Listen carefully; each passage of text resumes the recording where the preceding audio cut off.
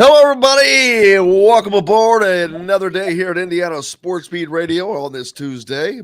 Hope you brought your running shoes. Brought to you, of course, by Endeavor Hospitality of Bloomington, the fine folks owning Southern Stone Restaurant, Feast Market and Cellar, Cabello, the Courtyard in Bedford, BB's Market and Marketplace, and many other places. Make sure you get your WOW Club. Join the WOW Club.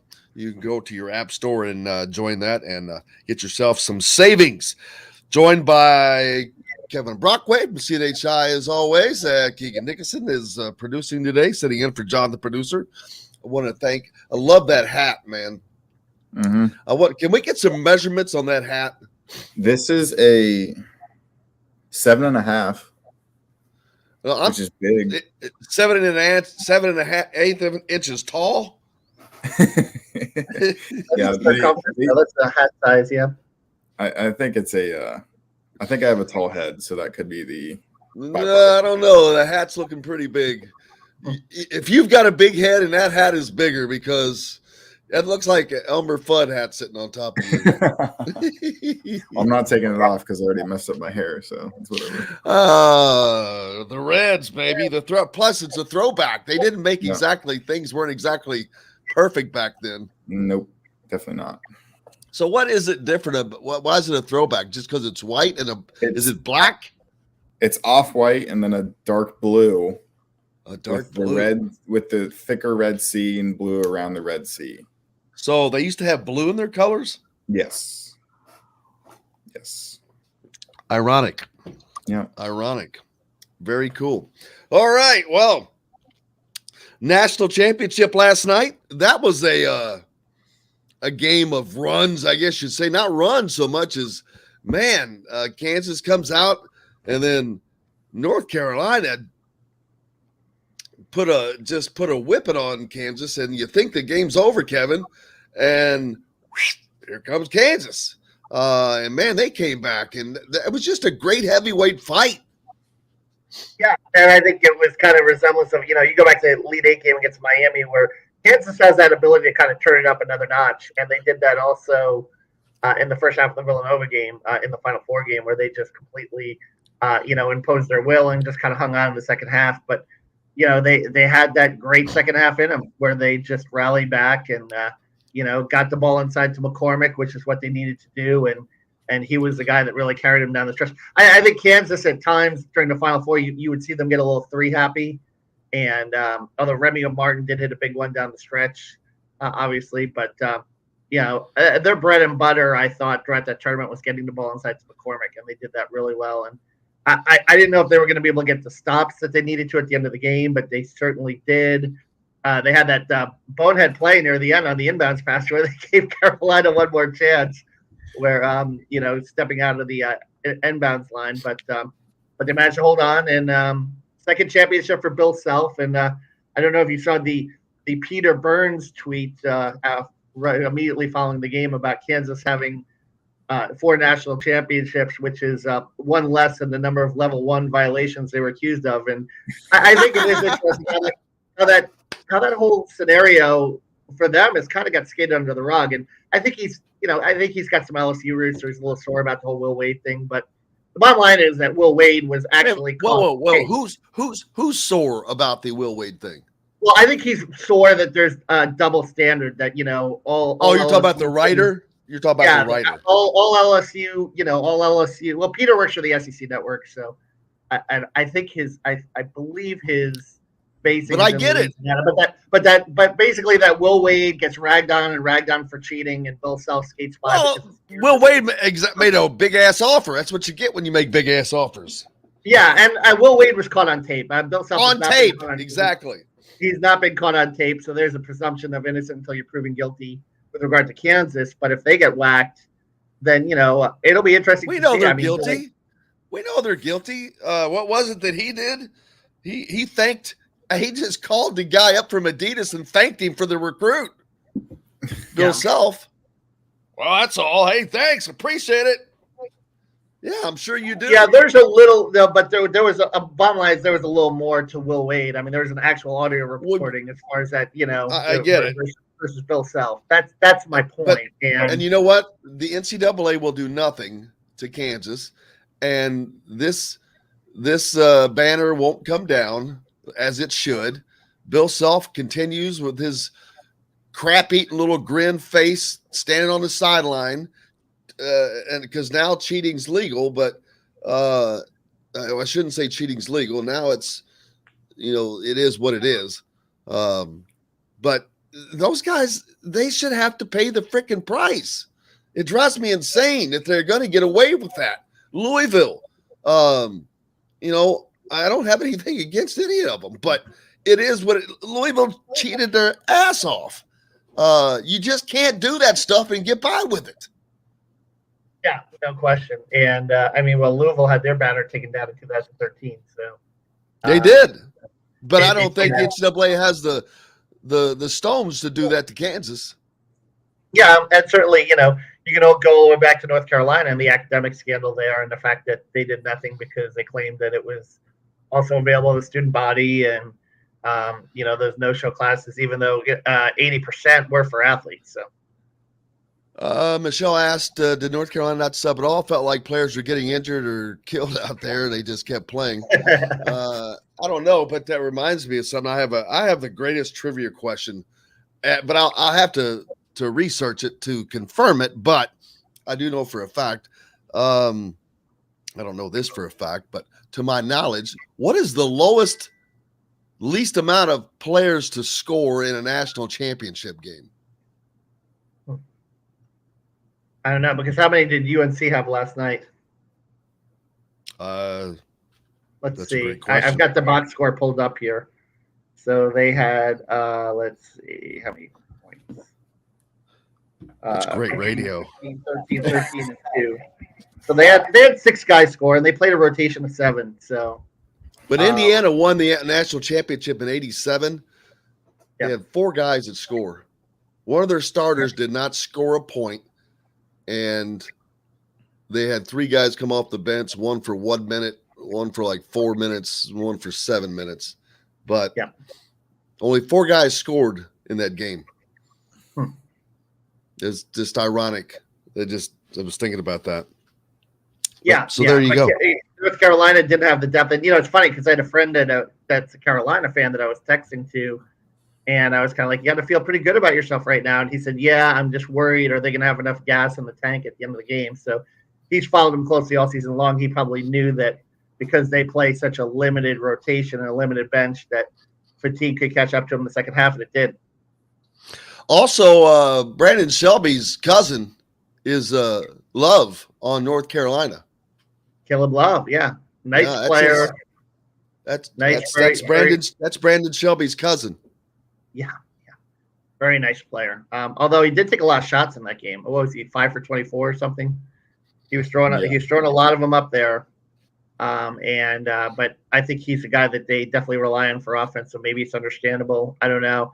I thought that Manic and Baycott played their hearts out, obviously, and they were doing such a good job in the first half on the offensive boards and getting those second chance points. I mean, they had Kansas completely overwhelmed. If you want to use the boxing analogy, definitely on the ropes, an 8 count, whatever you want to say.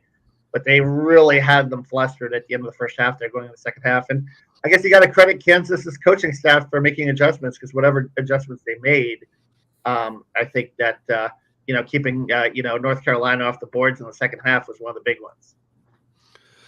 Absolutely. Indiana recruiting Kwame Evans, and he announced yesterday that the Hoosiers are in his top 5, a teammate of down at Montverde with Jalen Hood-Schifino. Man, they could have 2/5 of their starting lineup and another player off of that roster. That would be kind of wild. No question. And I actually had a chance to go Saturday to Fort Myers and interview Jalen and his mom and a lot of his teammates. And he's pretty fired up about coming here next year. And it was kind of a strange game because he didn't even attempt a shot, and he told me after the game he's got a finger issue, and that's decided to but the way he impacted his game with his defense, with his passing, and just how solidly built he is, Jim. I mean, he is, I think he's He's big ready to go.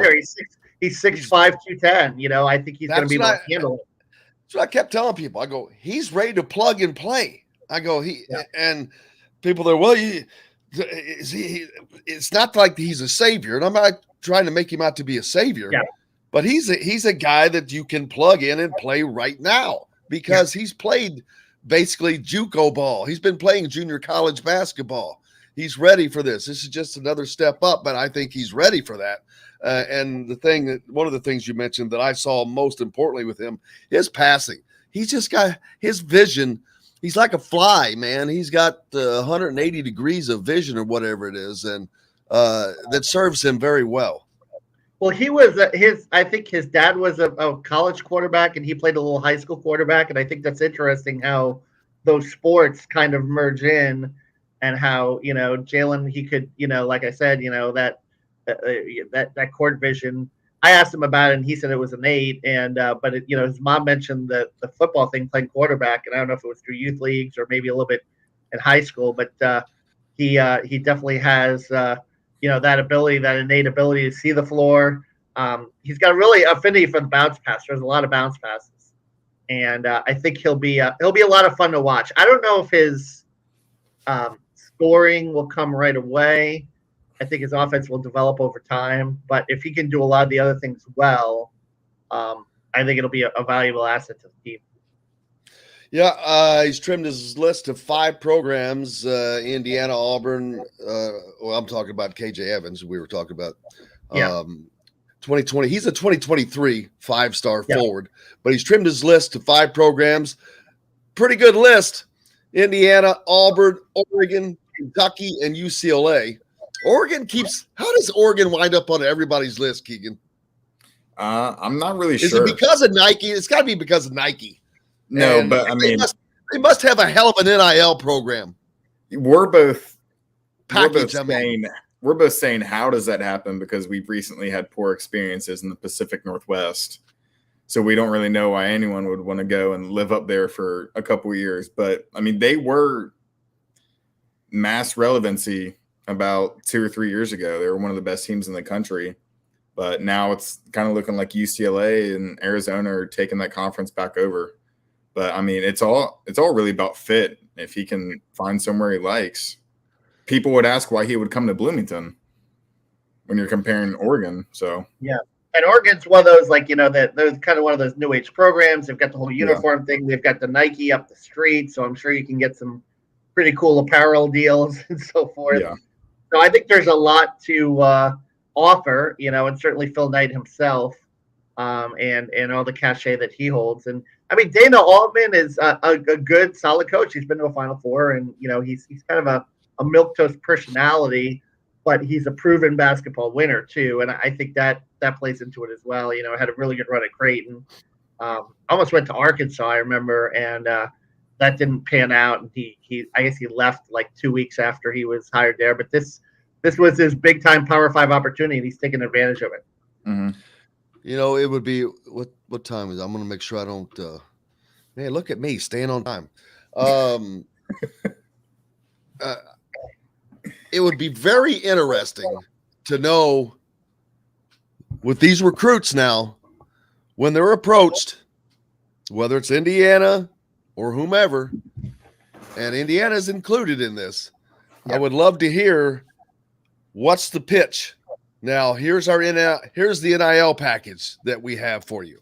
I'd like to know how I'd seriously love to hear how that is pitched, because they've got the Hoosiers for Good consortium, and we're not talking about Girl Scout cookie money here.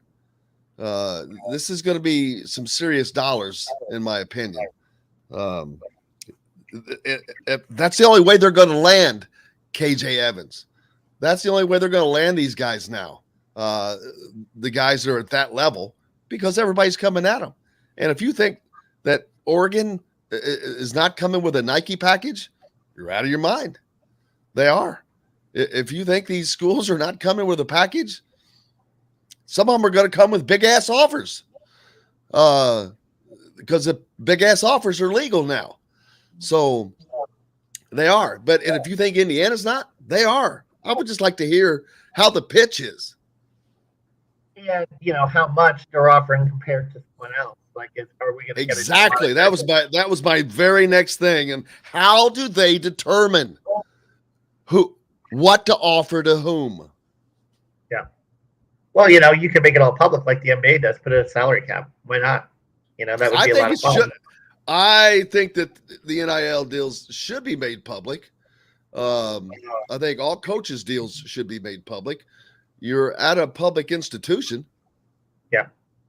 So, well, I mean, I think the big issue with college sports is very interesting. Is I've been pretty fortunate that the two major beats I've covered have been public institutions, Florida and Indiana, with regards to public documents. But a school like Miami, a school like Vanderbilt, Duke, they're private, so they can hide behind that and not disclose information. And they're Power 5 schools as well. So I mean, how do you sort that out in terms of, or what would you say to a school like Duke or school like Vanderbilt and say, hey, disclose your NIL deals, and they're going to say, hey, well, we're a private school, we don't have to disclose anything to you. Xavier is a private school who just hired whom? Oh yeah, Sean Miller. So, and Thad Matta is going back to Butler. Yeah. Well, yeah, but Thad Matta is not coming off of getting fired for cheating. Yeah. That goes back to what we were talking about earlier. Sean Miller got fired basically for cheating and got hired. Yep. How does that happen? Well, he worked there before. He I know that. I meant with the NCAA. How is Xavier not going? Well, this is probably not a good deal for us. We're waiting for. There's a potential show cause penalty coming with you after the investigation, or he's probably telling them, "I'm in the clean, man. I didn't do anything. I made sure that I didn't have my hands on any of that money." Yeah. Well, has the show cause been doled out yet for him, or no? There hasn't, I guess, for Sean Miller, because I mean that will be fascinating if he gets slapped with the show cause. What I believe there's some conditions that Xavier can do or so forth, but it would be a risky hire from that standpoint for sure. Well, we'll see. Hey, we got to take a break, don't we, yes, producer? Yeah, we've got Mike DeCourcy coming up here on Indiana Sports Beat Radio and plenty more.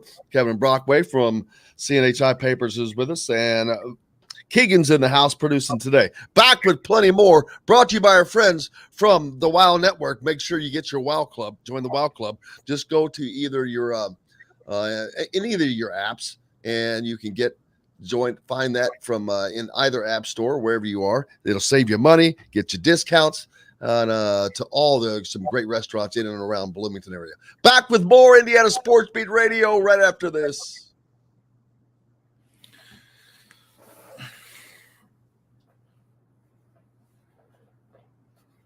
Boy, that not having music just, it's weird. Yeah, why no music today?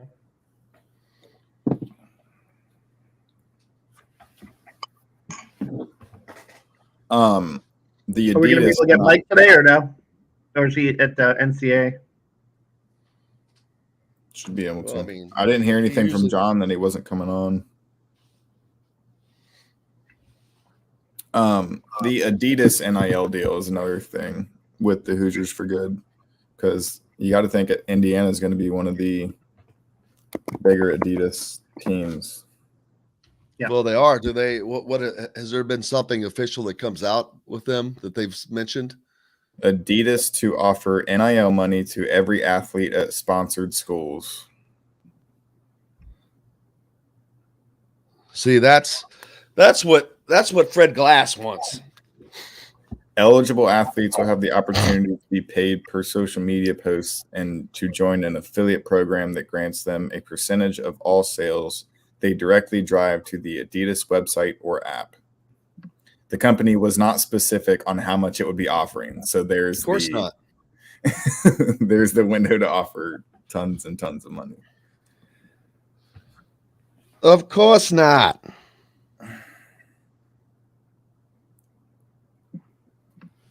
So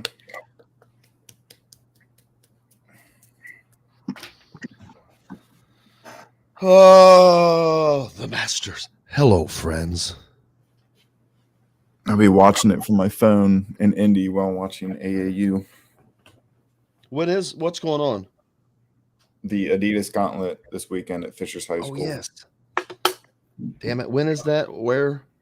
Friday, Saturday, Sunday, Fishers High School. Who's going to be there?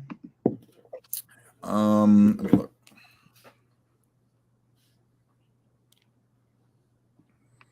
I'm driving here. You want to ride up one day, Kevin?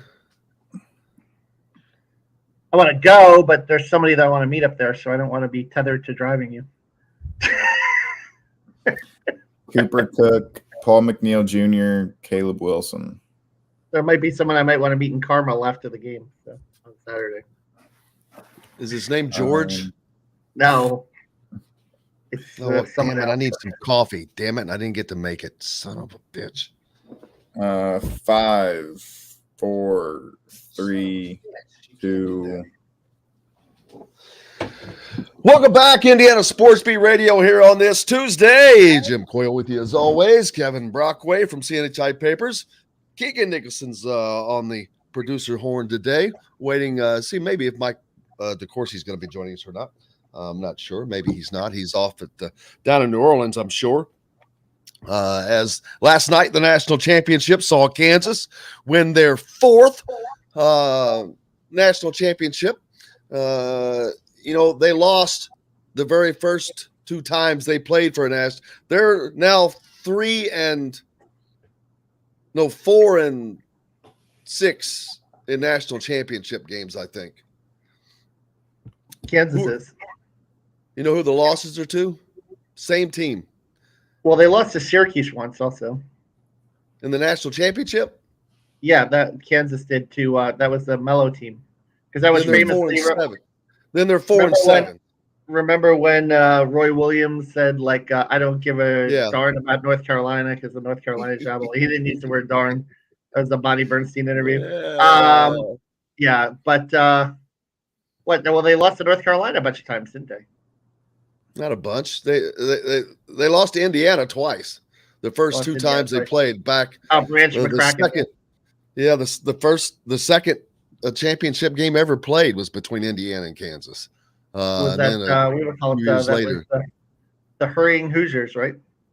I guess that they were hurrying back then. Yeah, apparently that's what they call Branch McCracken's teams. They're hurrying. He did. He was like a lot of fast break, right? Didn't they? Think about that though. That was kind of. It wasn't kind of. That was breakthrough stuff back then. Yeah, he was a fast break coach. And think about. There you go. That's why Indiana is a blue blood. It just is. You've got Branch McCracken, who won 2 national championships, but he didn't just win 2 national championships. He won 2 national championships because he was unique. He was creative. He with an offense that probably most people had not seen. Yeah. Comes along Bob Knight. Why did Indiana win 3? Should have won 4 or 5 more national championships with Knight. But he wins 3. Why? Because he brings this offense that no one's ever seen and knows what to do with. And his defense was tenacious. But again, another coach that is before his time. So. Yeah, I think it would be fascinating to see like a Bruce Pearl or Rick Pitino type coach come into the Big Ten. Like somebody that would really want to play up. Like the closest thing you have is Fran McCaffrey, I think, with the press a little bit here and there, but somebody that really pushes and gets the ball up and down the floor because it's such a plodding league. And, one of our loyal listeners. And it's Jennifer, terrible. It's terrible. Yeah. And that's, hey, look, one of our loyal listeners, Jennifer, had a good tweet where she pointed out how the game last night didn't resemble anything close to a Big Ten game. And that. But do you know why that? But name me which one of the NCAA tournament games did? Yeah. What and how far did the Big Ten teams go? That's They've got to get out of there. But I will tell you who will not be playing that way is Indiana. And they're not recruiting. You think Mike Woods is eventually going to push the tempo? Yes. They're not good. They're not recruiting. They're not recruiting Big Ten. They're not recruiting Big Ten style players. They're recruiting get out and get with it. And if you can't, boom, set up the offense. But they're recruiting athletes. I find the cycle interesting. The cycle interesting because if you remember, and this is before I got here, but going back to the Crean era, right? The thing was, well, he's not recruiting enough Indiana guys or Midwest, and he's going all around the country to get the best.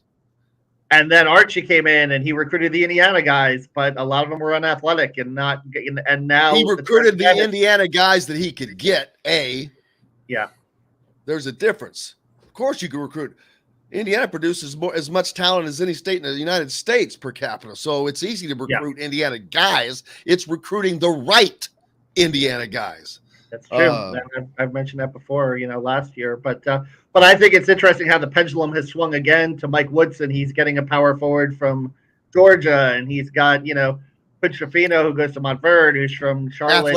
Athletic. All athletic, yeah, and it's. I'm telling you, this is why you don't even have to be a fan of Mike Woodson's X's and O's. I'll tell you right now, I'm not sold on his X's and O college coaching. I don't know how good of an X's and O's guys he was in the pros, to be honest with you. He didn't exactly have a winning record. But he got to the playoffs, a few years, and he's going to recruit. College basketball is simply about recruiting. You've got to have You've got to have the right guys, and they are going to get the right guys. Yeah, that talent is already coming. About recruiting, but you have to coach them up. I mean, you take a look. Well, absolutely. Calipari and what's happened there. You know what I mean? That's exactly what happens if you don't coach. You have a lot of talent and one national championship. But I thought, you talk about like Woodson's X's and O's. I thought at the end of the season, I saw something a little there with that 2-man game with Trace and the pick and roll, and they were finally playing that NBA screen and roll style that I thought they should have played with all season, and they did at the end of the year. And part of it might have been the execution piece of it that it wasn't, and it was Trace that suggested it, right, to play more face up and roll to the basket, and they got all those alley oops and so forth. And I thought that was some really pretty basketball at the end of the year, and Xavier kind of flourished in that role. But and I think Pucciafino will be another guy that could come in and execute that style of offense very well. And if you have more athletic guys and that more guys that can roll to the basket and do that, then I think that maybe that does bode well for the future. Maybe you will see Mike Woodson's true offensive and plus shooters too. 4 out, 1 in. He didn't have enough shooters to play 4 out, 1 in. The 2 guys that he brought in were misevaluations. Miller Kopp and Parker Stewart were complete misevaluations, basically. Yep, I agree. And so now I wonder, is Xavier Johnson on this team next year? Keegan, you're in there with us. Is Xavier Johnson on this team next year?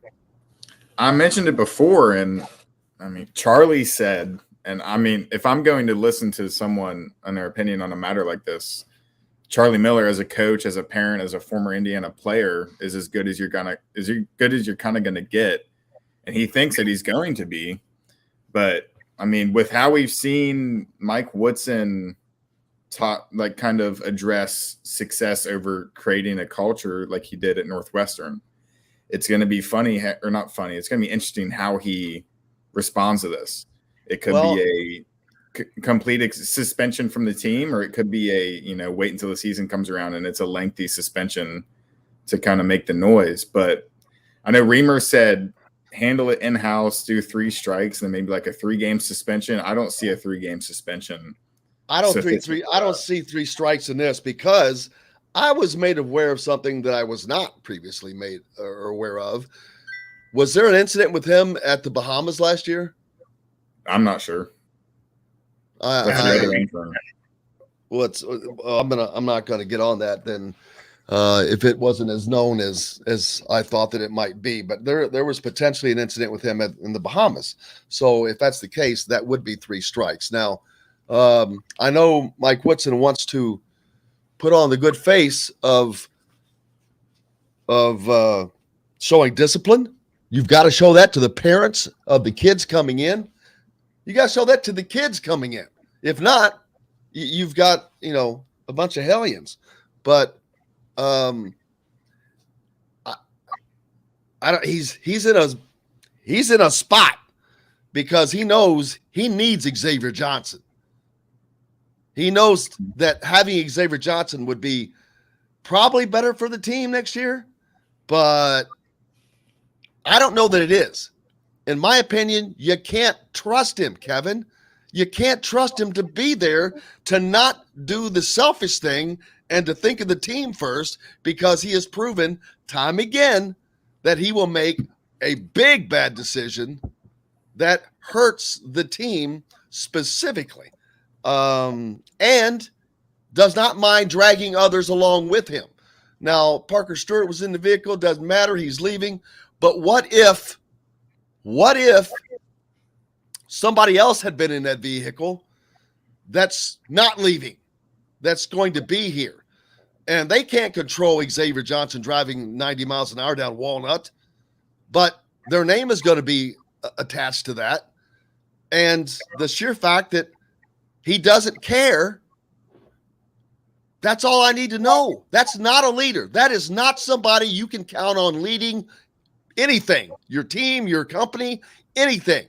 You can't count on that person to lead because you can't count on him to be there. He could, you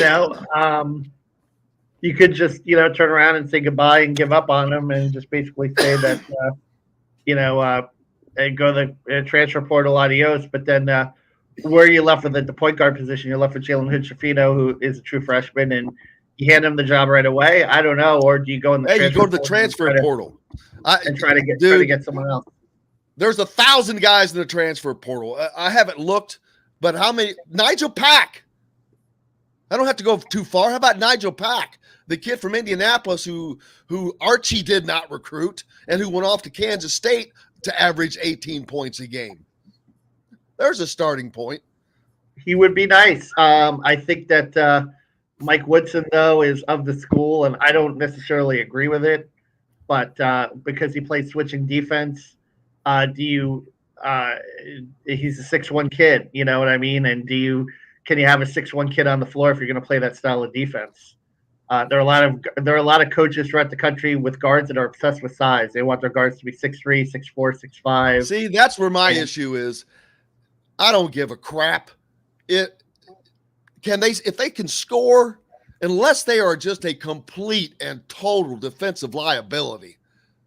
And I just don't know how you could not alleviate that issue, but they would have to be a real liability. If they could, there's too many guys out there that are doing bang up jobs scoring, that are under 6 foot, even not a ton, but and I'm not about having guards that are under 6 foot either. But you've got Jalen Hood-Schifino out there. You've got enough height.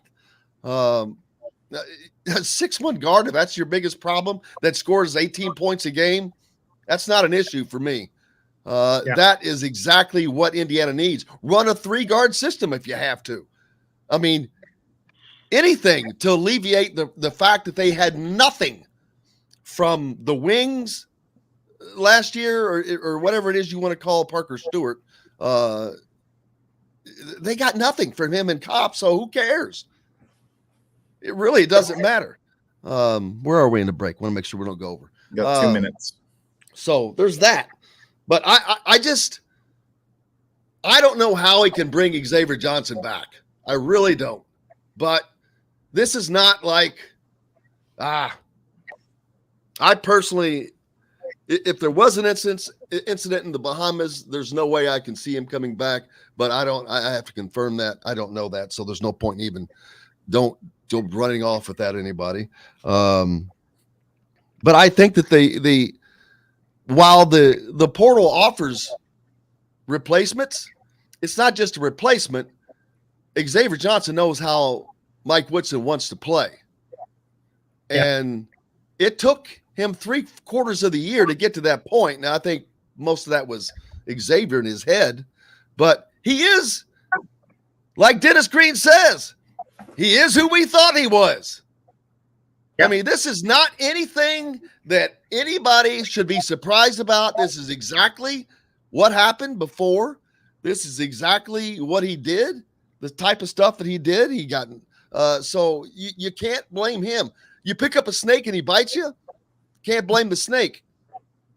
You knew what? I'm not calling him a snake. I'm just saying you just can't. You know what it is when you pick it up.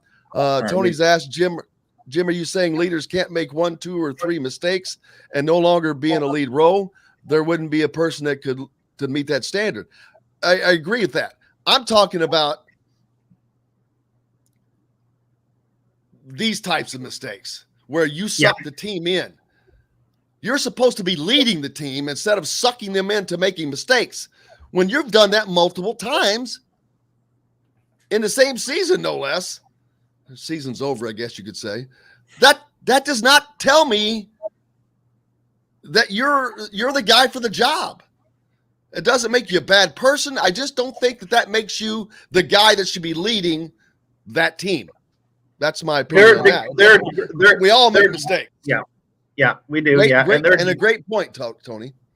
There are degrees of mistakes too, like you said. You know, and I mean, they're different. They're varying degrees of what you do and so forth. And you know, I mean, Xavier Johnson, I guess, wasn't drinking in this incident, but that's a great point. That's a great part of that. And Tim points out that, you know, Tamar Bates' mom loves these parents pay attention. They're paying attention. Yeah. You know, CJ Gunt's mom, the same thing after the suspension. Remember, she posted that out on Twitter. I'm telling you, you met Angel Schifino, CJ Gunt. These are all good families. They pay attention to this stuff. I promise you.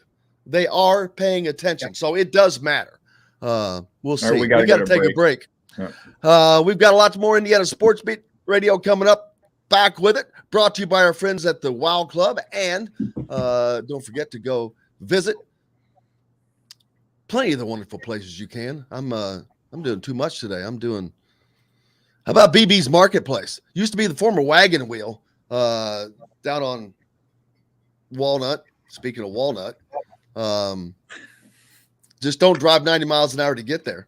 But no, BB's Marketplace, the former Wagon Wheel, great specialty meats, steaks, big old fat, thick steaks. You can order this stuff online. Join the Wow Club. You get discounts. You can order online. Have them, if you're not able to come to an IU game, you can just stay at home and what is it when you do it at football games? Tailgate. Couldn't get it out. Tailgate by yourself. We got more coming up right after this. All right. Go make your coffee if you want to make your coffee. Already did. Oh, okay. But I didn't have it. No, I didn't make it. I hope you got it. It broke because my cup's right here. Here's something interesting. Rothstein has Indiana 16th in the way too early top 25.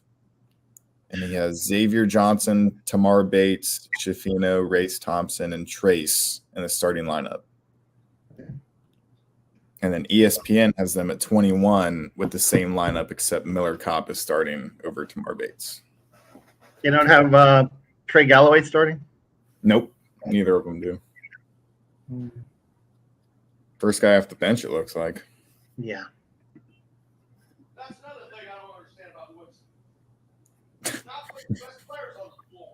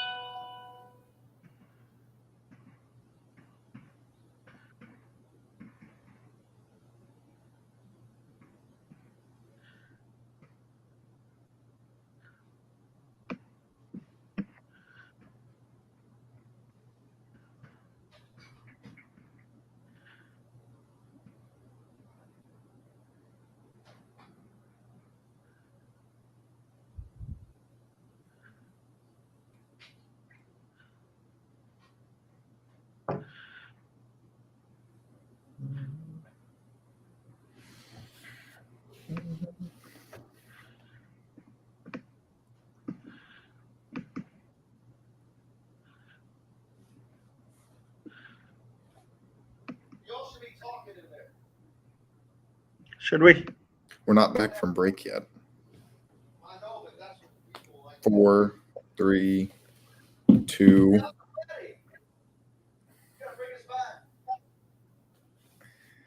I'm just gonna wait.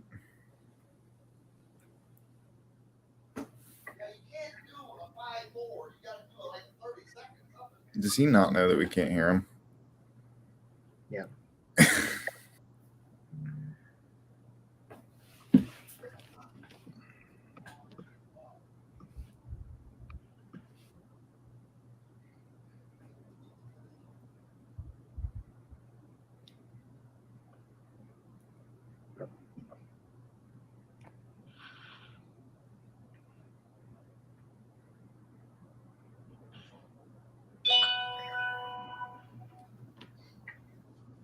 St. Peter's guard Doug Eater has entered the transfer portal.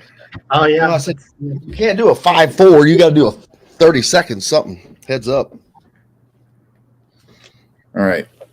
Back in 5, 4, 3, 2. Yeah, welcome back, everybody, on this Tuesday. Jim Coyle with you, Indiana Sports Beat Radio. Kevin Brockway from CNHI with us as always. Keegan Nixon in the producer's box. Keegan, you can drop out. Jumping in for John today, or this week, actually. Appreciate that. Let me get back over to the comments here in a second. Brought to you by our good friends from the courtroom down in Bedford, Indiana. When you're in that area, make sure you stop in. Great place to watch a game. Forrest doesn't like Whitson's stubbornness, but he loves his vision on recruiting the types of athletes it takes to win. And don't think, for one thing, forget, the assistant coaches are the recruiters. The assistant coaches are the ones that find the talent, to be honest with you, most of the time.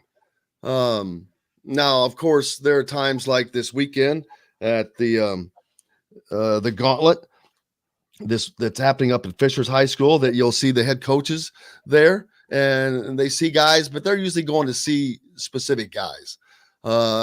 Sometimes, though, like Tom Crean did with OG Anunoby, you find a diamond, and by just simply being there. But most of the time, these are the assistant coaches that are finding and recruiting these guys that do all that work.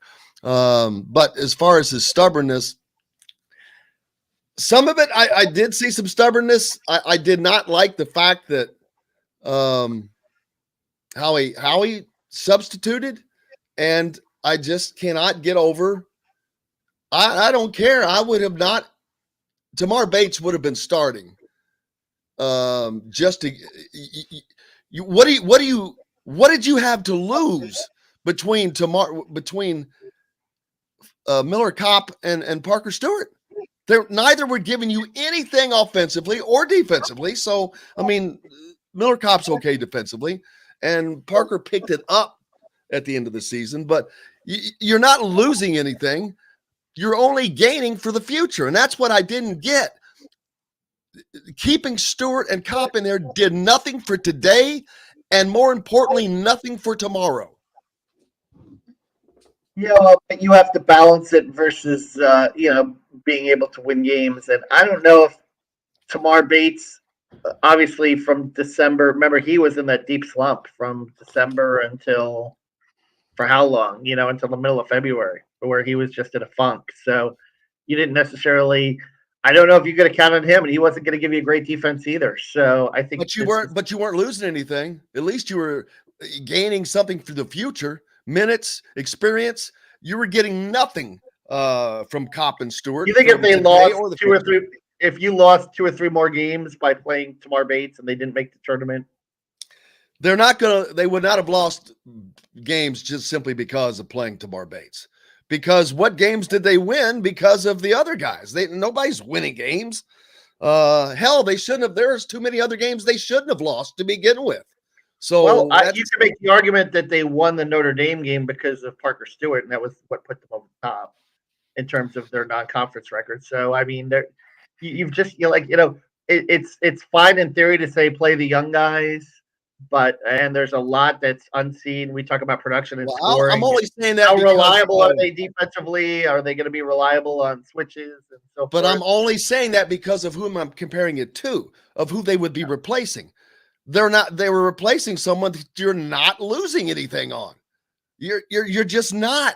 And so I just don't get not playing him more. Now, I'm not of the school that everybody was, where's Anthony Leal? Well, you know what? If somebody's not playing, there's a reason. And it's the same. That goes for Tamar Bates. But I have a little bit higher standard for Tamar Bates than I do Anthony Leal. He was a much more, a higher rated recruit coming in. The expectations were a little bit more for him. And the opportunities were there. I think had Trey Galloway and Rob Finney been fully healthy, you would have seen them replace Kopp and Parker Stewart in the starting lineup. But that didn't materialize. Both were banged up. And had Tamar Bates not gone into the slump that he did, I think you would have seen him replace one of these 2 guys in the starting lineup. But he wasn't going to give you much either during that point in time. And, there were some, I think, things going on back home and so forth where he just wasn't himself for a little while. Miller Kopp will be here next year. I don't see now next season.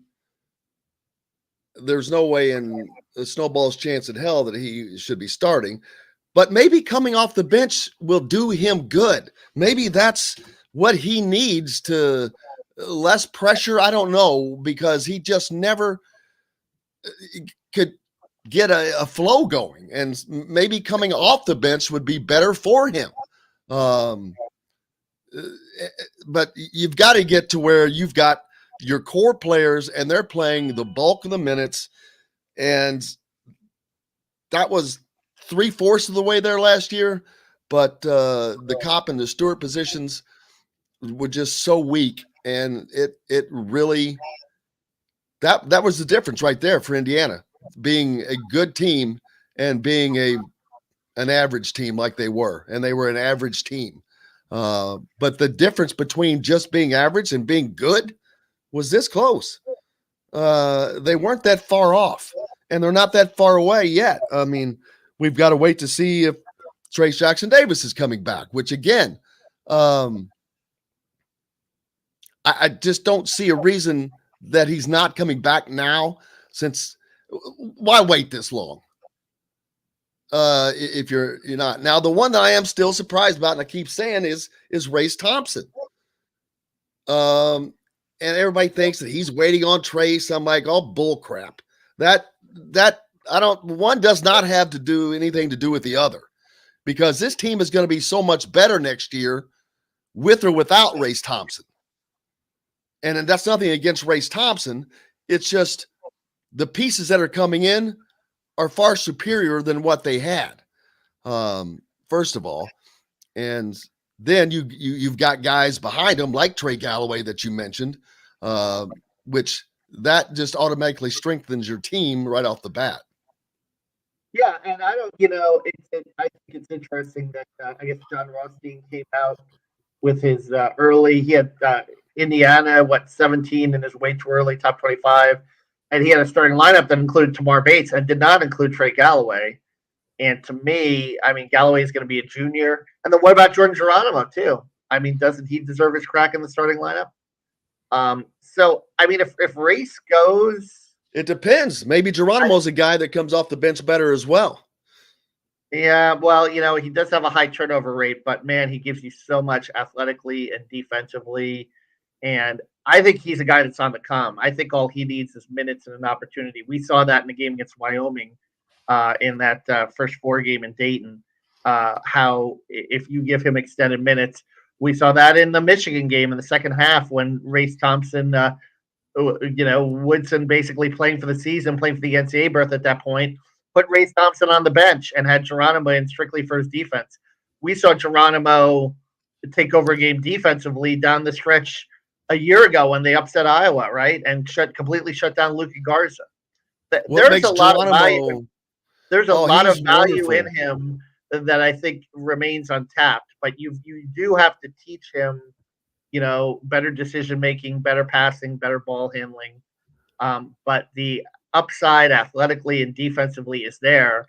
And I think he's a guy that deserves an opportunity. And he's a guy that if he doesn't get his opportunity, I think could end up in the transfer portal, because I don't know if he's going to, go another year just sitting on the bench. This would be his junior year. If you're a player of his ability and Trey Galloway's ability and you're a junior, you're not starting by your junior year, I think you'd have to worry about them leaving. You'd have to have a really strong culture and a buy-in to get them to stay.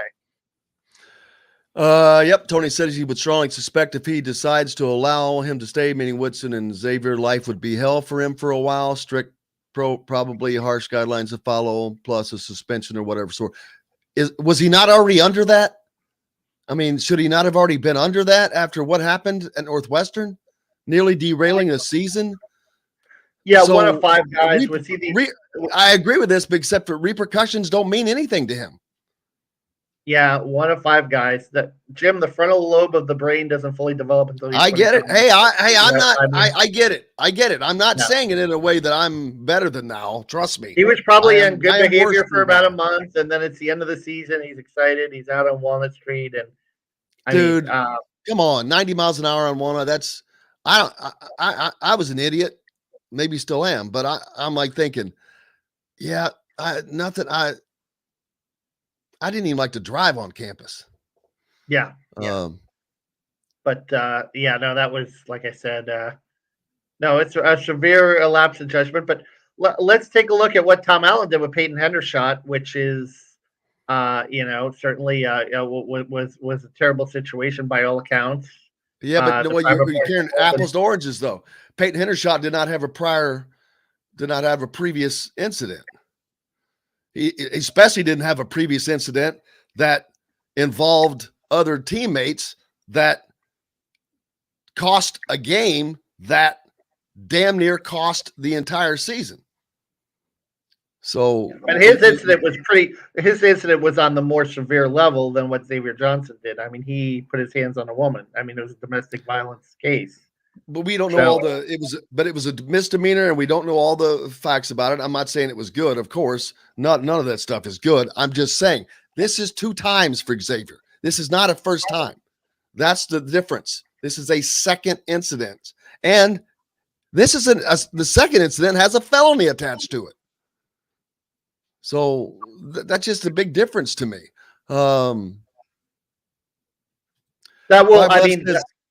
Okay. You said it, a felony to it. The case involving Peyton Hendershot originally had a felony, and it was dropped to a misdemeanor. Kevin, stop. There are 2 incidents versus 1 incident. That's what you keep. That's the point of mine you're missing.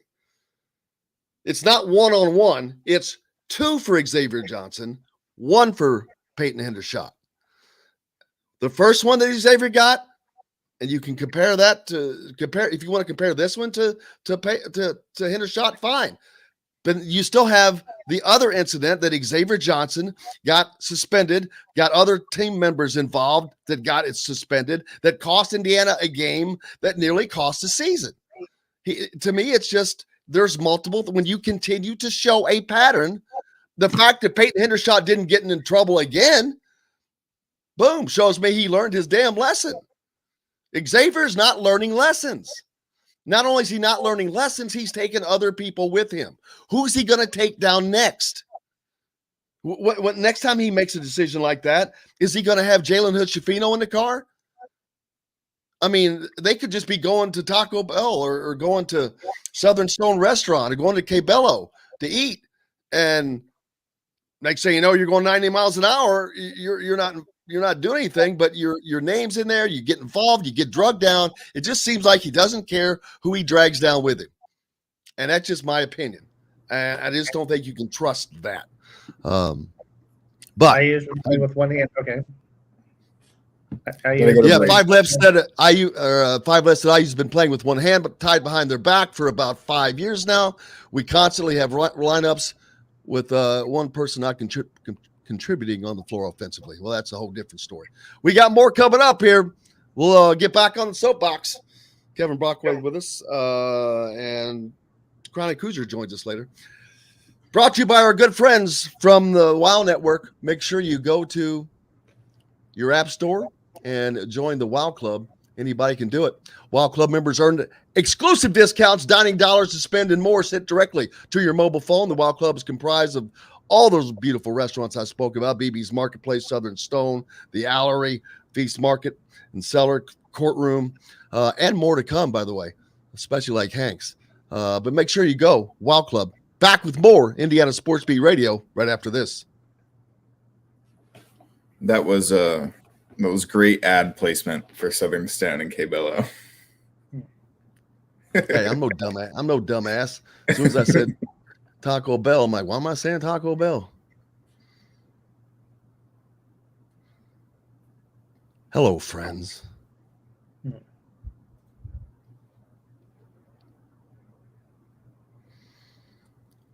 Hello, friends.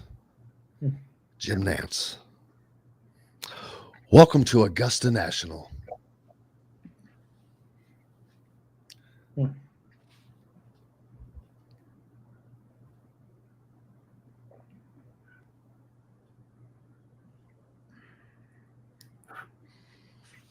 Why?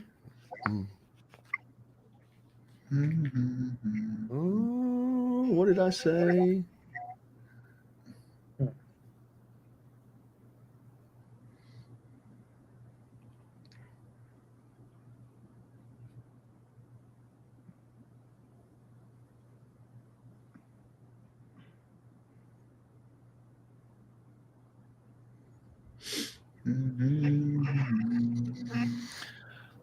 Oh.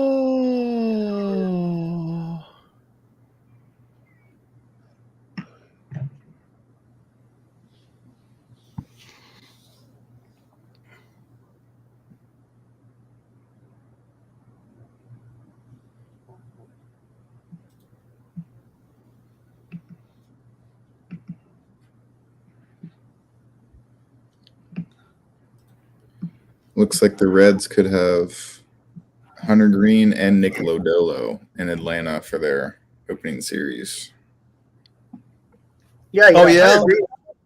Wait, are they borrowing them from someone? No, they were drafted, developed. They're Cincinnati Reds. Yeah, Hunter Green was he was the number one pick, right? Wasn't he a number one overall pick a couple years ago? Number 2. Yeah. Royce. I remember he had a lot of hype. I don't want to hear about the Reds. The Reds. Just so they can trade him a month into the season? Probably. No, not a month. They give him 3 years. They get the arbitration and everything. No, but Hunter Green is wasn't he like a two-way guy too? He was like a great hitter also. And he was committed to UCLA to go two-way, and he was throwing 102 out of high school and hitting bombs. But now pitchers don't hit anymore, so it doesn't, Unless you're Shohei Ohtani. You could make him a DHer. Yeah, or Michael Lorenzen. Yeah. All right. Back in 5, 4, 3, 2. Hey, welcome back. It is Tuesday here at Indiana Sports Beat Radio, brought to you by our good friends from Endeavor Hospitality, of course, Southern Stone Restaurant, Courtroom, and BB's Marketplace, my new favorite spot, man. I can't wait for springtime. It's almost here. I've got to go get a new grill. But one thing I'm not getting anymore in the rest of my life is the full-size grill. the last time I got one, it wasn't very long at all. Once I got home, I'm like, why did you get this size? I mean, I never use more than like this much room of a grill. And I'm like, I'm never getting one of those big things again. So, but I cannot wait to go out to BB's Marketplace and get some of those unbelievably big, juicy steaks and grill those babies. Looking forward to that. But make sure you do that as well. You can, like I said, you can order that stuff online, just like that place out in Nebraska. They send it to you, dry ice, ready to go, man. Oh, they're beautiful. They're beautiful. Little baseball action, man. Keegan's a Reds fan. You can jump back in here, Keegan. We were just talking about the Reds. I don't even want to hear about the Reds, man. That's my team as well, but they've already gotten rid of one all-star outfielder. And whoever else does well at the start of the season, if they do well, I'm sure they'll be traded by the all-star break. Cincinnati is like a farm club for other teams in the majors, it seems. Yeah, it's nuts. It's been a heartbreaking offseason. I was in Dayton for the open practice when they traded Jesse Winker and Eugenio Suarez, and it was basically a salary dump for Suarez's contract, which was team friendly, but it's tough. They've sort of replenished a little bit with signing Tommy Pham and getting Jake Fraley and Colin Moran, I guess you could say, but he's not really that good. But they traded Sonny Gray as well, which I saw that move coming, but I thought they would trade Sonny Gray to save money to re-sign Nick Castellanos, and that just never happened. So it's been a heartbreaker, but they got Hunter Green and Nick Lodolo coming up for the opening series against the Braves, so they should be pitching. So that is at least something to get excited about, but I'm definitely not getting my hopes up this year. Here come the Mets. Here come the Mets. Here come the They're Mets. Not looking too good either. Well, I'm singing that song because there's a certain someone that's on the show today that's a Mets fan. I'm shocked and I'm a little hurt that you're not wearing the damn Mets hat that I purchased for you that you have with you. I wore it at the spring training game, on Thursday. Yeah. I know. Why are you not wearing it on the show? Beat the Mets. Beat the Mets. DeGrom, well, DeGrom and Scherzer are already hurt. Brandon Nimmo's hurt. Yeah, the whole thing is Captain Oblivious. This is not we might call it very good for opening day. We would call it not nearly. We would call it least excited I've been for an opening day in a while. And then watching that spring training game on Thursday down in Florida, Edwin Diaz gives up another home run, blows a save. This guy is just totally unreliable. It's just like same story, different day. I'm just kind of. I don't know. It's interesting. I'm kind of getting a little burned out by it. Yeah. Tom didn't drive that fast in 1974 chasing girls on Walnut. Well, my car wouldn't do 90. So, yep. What do you think coming for Lindor, Kevin? You think a bounce back here? Or are you not very hopeful in that front? I mean, I hope, but his track record generally is he starts slow and then, picks it up in the summer months. I mean, it's just the whole key is staying healthy. I mean, they've had so many injury issues the last couple of years. And as the great Tony Dungy said, there's ability and there's availability. And I'm just tired of I want to, if you're a $30 million a year player, I want to see you play 150 games. I don't want to see you have a hamstring issue or whatever issue and be out of the lineup for 30. We take care of your body and be that productive player that, if you're a franchise player in your prime, don't get hurt. It's just my thing. Little news here of late. Louisville forward Dre Davis has entered the transfer portal. His brother Tay decommitted from Louisville last week. Those guys are from, are they both from Warren Central? Could be. We'll have to look on board. Of course they could be. I'm thinking Warren Central, but not sure if there's any interest in Indiana either way there, but Lawrence there's a couple Central. of Lawrence Central. Okay. Yeah. So, but there you go. That was not it's kind of expected.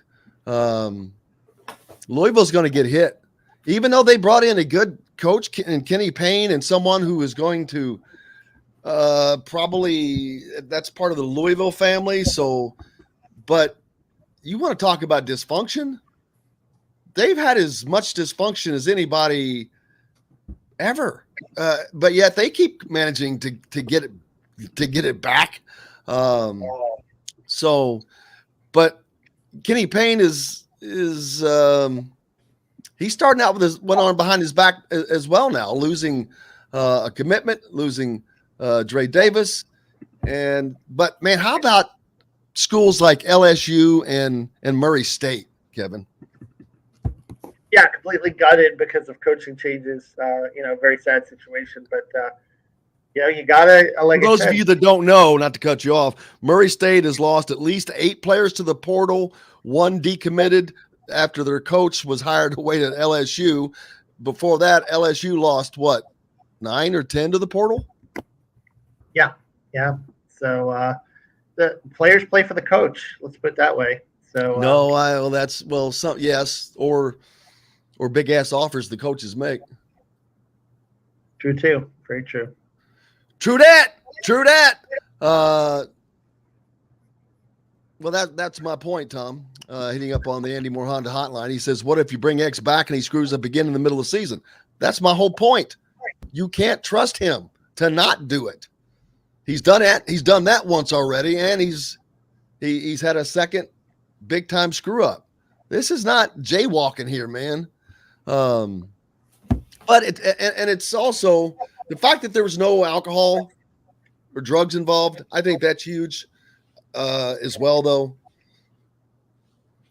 According to the police report, there was alcohol. It just wasn't enough to be deemed a DUI or DWI. Gotcha. So he was not impaired. Yeah. Then so it's no, and he's 21, so it's not like it's a big deal. Yeah. To go back on that Dante and Dondre Davis for Louisville, Dante held an offer from Indiana out of high school and also had an offer from Purdue. And then Dondre had offers from Ball State and Purdue, but not Indiana. So those are definitely targets. I think they're both shooting guards from what I saw. No, Indiana's pretty small forward. Yeah, Indiana's kind of guard heavy as it is. Yeah. But again, you don't know what's going to happen with X. Yeah. That's the big thing. And so now you've got X, TJD, and Race. Yep. What's going to happen with those 3 guys? Why is Race Thompson waiting? That's my question. What's he waiting on? I don't know.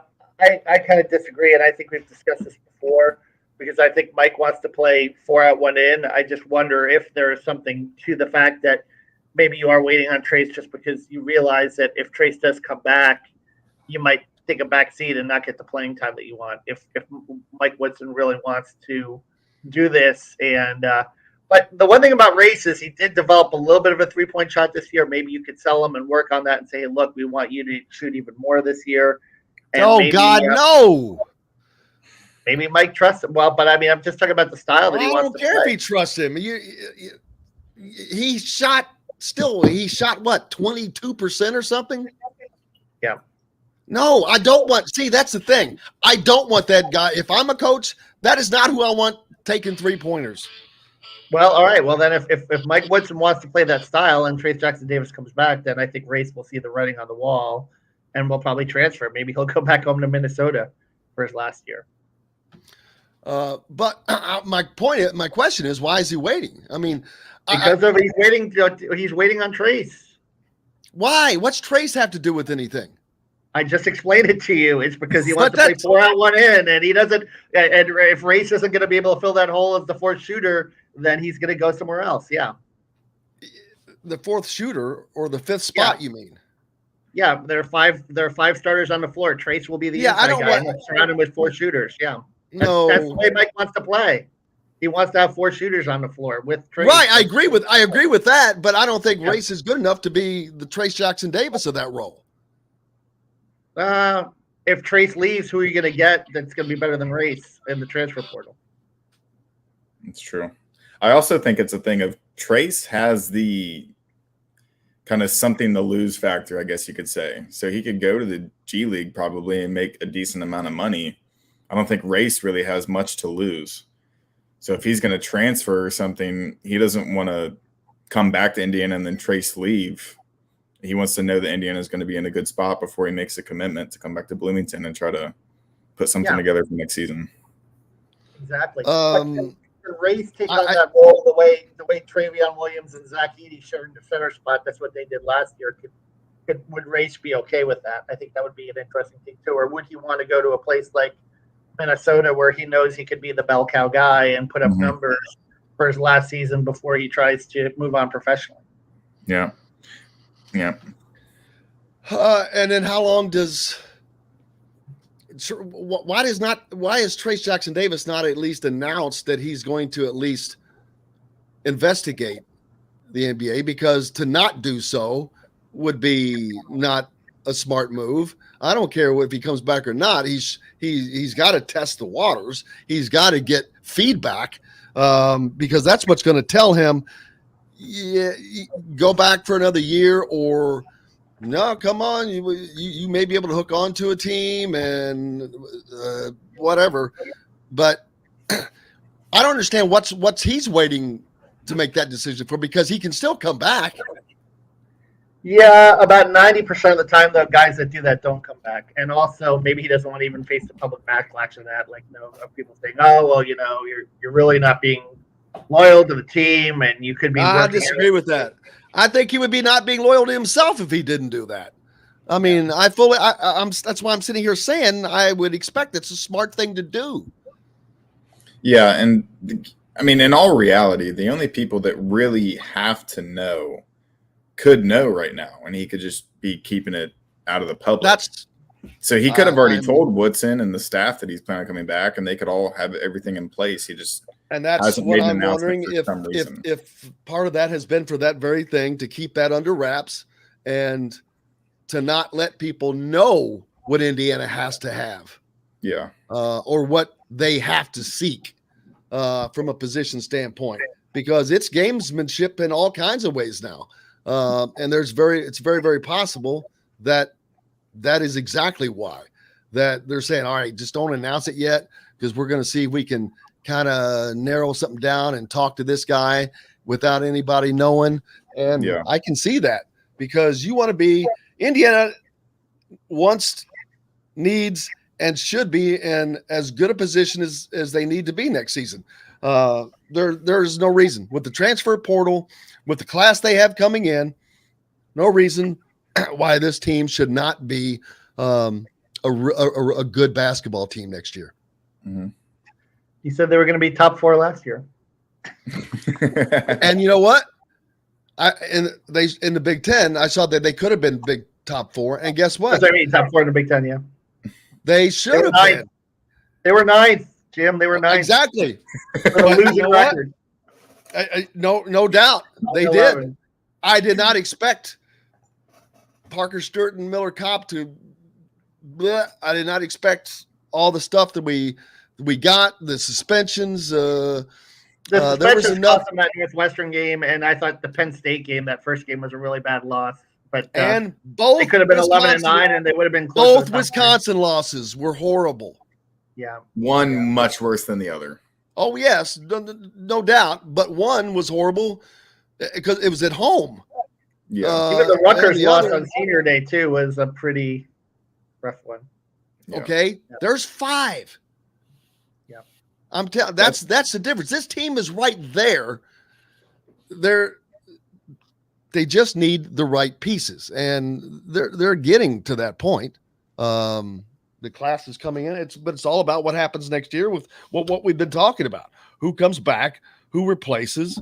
Do they have a new starting point guard? I know that's not at all what Mike Woodson wants. He wanted to go into the offseason thinking, got my starting point guard, got these pieces. I don't know what the thinking is right now. I don't know. Does the school itself discipline Xavier Johnson? There is a student code of conduct, right? Isn't there? Yeah. I mean, there's probably something in there about not committing felonies, I would assume. Well, that'll get dropped. That's going to get dropped. That was probably the evading police thing, that was just not stopping, is all that was. But it just, you don't want to get back to that Tom Crean era, Emmett Holt, and all that stuff that happened. So you got to go to break. Yes, we do. Coming up next, Chronic Hoosier. But brought to you by our good friends here at Courtroom down in Bedford. Make sure you stop by. Great place to watch a game or just stop in and grab a meal. We're back with Chronic Hoosier here on Indiana Sports Beat Radio right after this.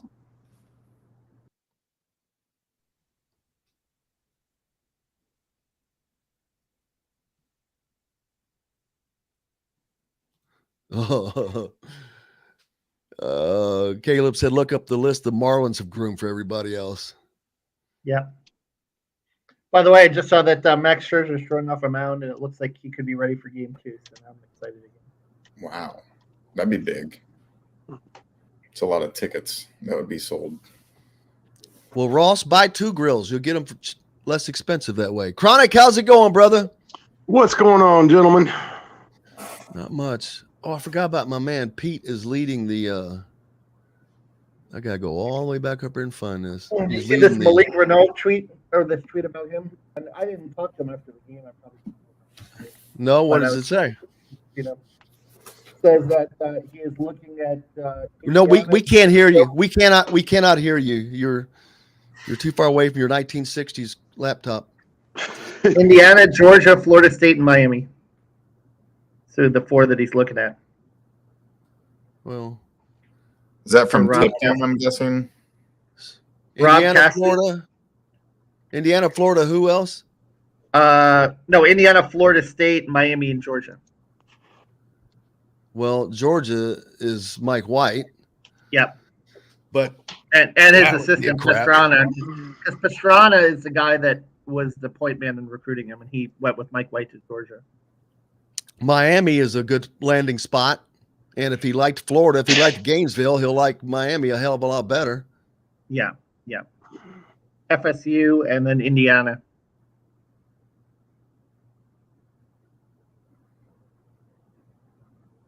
There we go. Pete, number 1 in the basketball pool. He didn't cheat either. How can you cheat?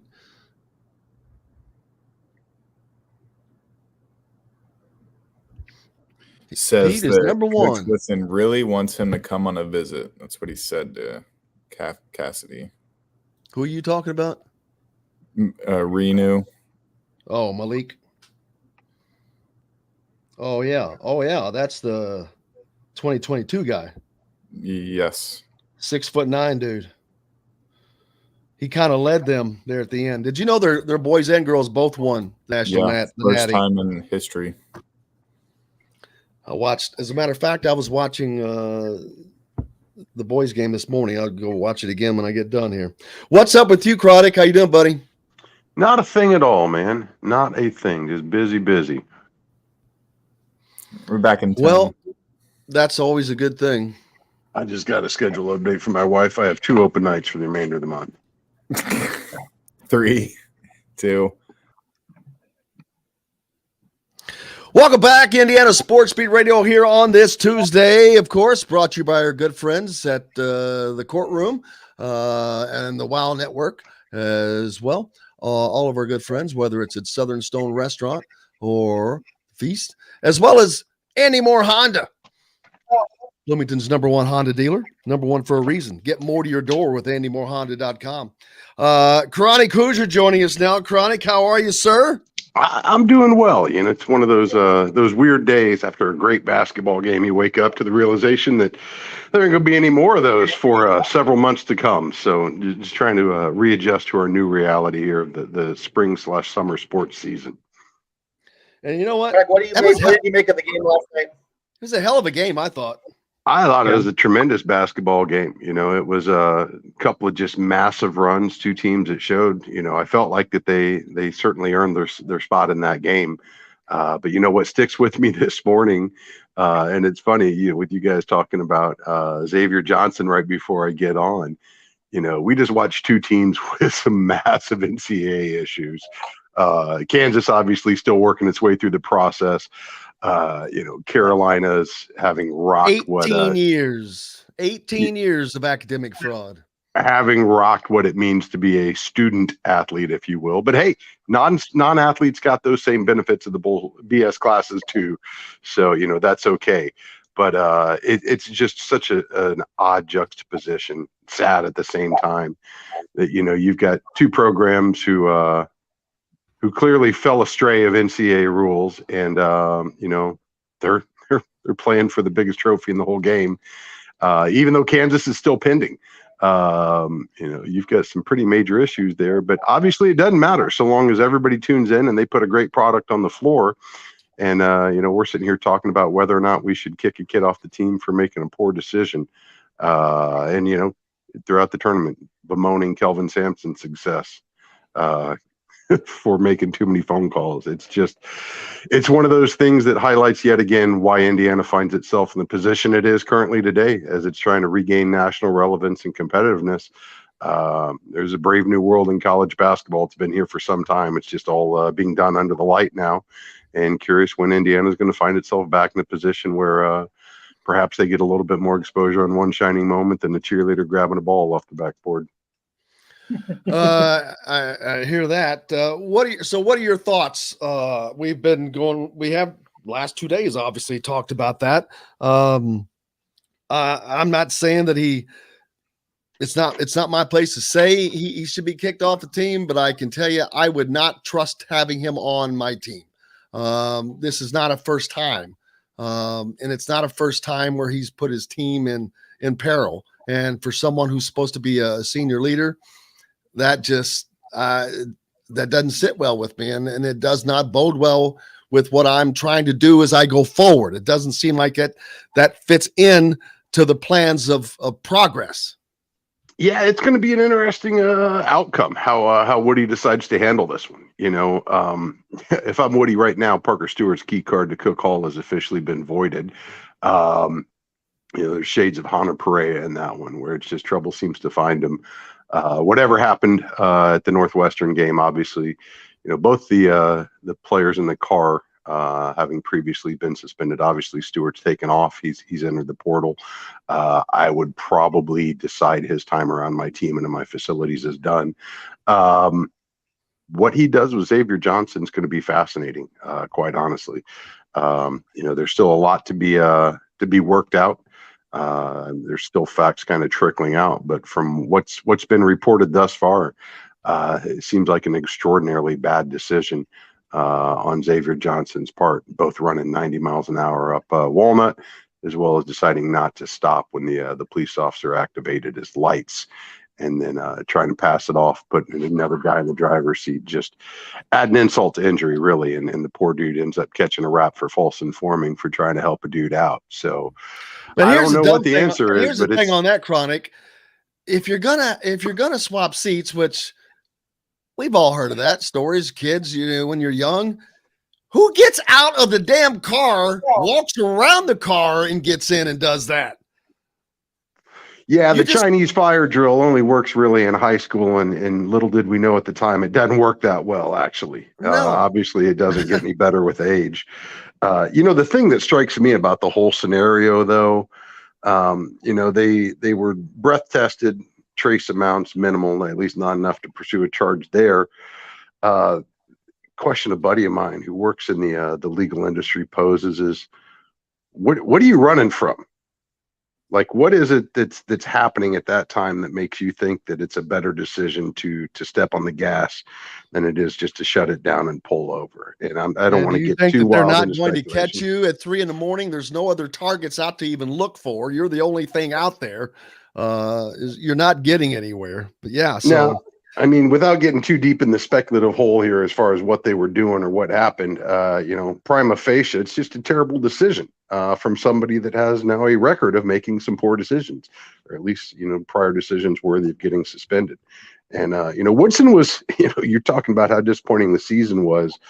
We can't lose the context that, when they started that skid, when they finished 2-7, starting from February through the close of the regular season.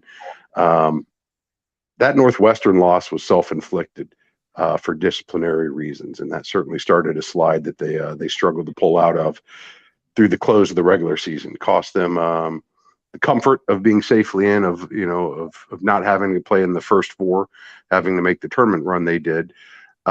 It's unfortunate that whatever lesson Woodson was trying to teach obviously wasn't heeded that well. And I don't want to get too pious here. I mean, I've been in this town long enough to know April is the most dangerous month to be a IU student in Bloomington, particularly an IU student athlete.